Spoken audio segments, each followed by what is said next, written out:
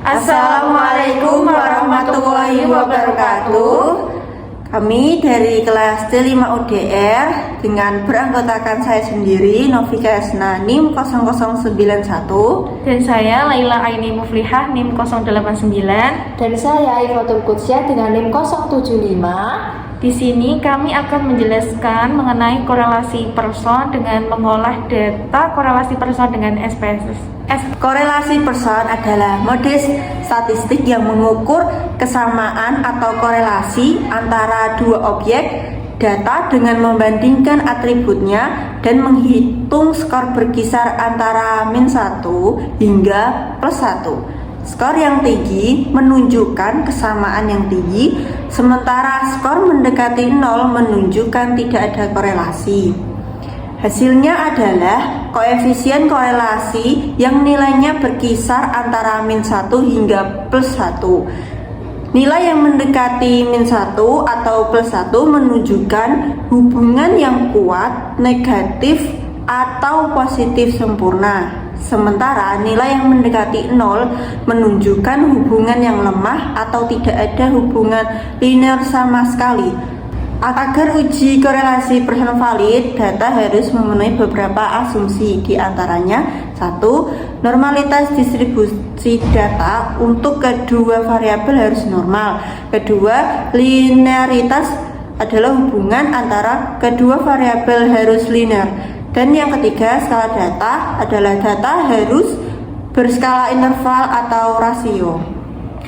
Interpretasi korelasi positif atau +1 ketika satu variabel meningkat, variabel lainnya cenderung meningkat, contoh tinggi badan dan berat badan anak. Dan korelasi negatif atau -1 ketika satu variabel meningkat, variabel lainnya cenderung menurun, contoh harga dan volume penjualan produk.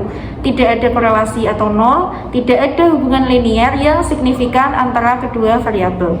Uji korelasi person digunakan ketika ingin mengukur kekuatan dan arah hubungan linear antara dua variabel kuantitatif, interval atau rasio, yang datanya berdistribusi normal dan tidak memiliki outlier. Oke, di sini ada studi kasus di dunia pendidikan anak usia dini. Ada seorang peneliti ingin mengetahui apakah penggunaan media flashcard interaktif dapat meningkatkan kemampuan mengenal huruf pada anak usia dini dibandingkan dengan pembelajaran tanpa media tersebut. Dua kelompok anak diambil sebagai sampel. Kelompok eksperimen belajar menggunakan flashcard interaktif dan kelompok kontrol belajar menggunakan metode biasa. Hasil tes kemampuan mengenal huruf adalah sebagai berikut. Tabel data kemampuan mengenal huruf. Pertanyaan, apakah terdapat perbedaan kemampuan mengenal huruf antara anak yang belajar menggunakan flashcard interaktif dan anak yang belajar tanpa media tersebut? Sekarang kita membuka SPSS untuk mengolah data korelasi person. Kita salin datanya, kemudian dimasukkan ke data SPSS, kemudian namanya diganti X dan Y. Setelah itu untuk desimalnya kita ganti 0 semua. Untuk kolomnya, karena kolomnya ada 10, berarti diganti 10. Dan kemudian kita analisis, korek, kemudian yang paling atas diklik, terus X dan Y dipindah, kemudian klik OK, dan hasilnya sudah.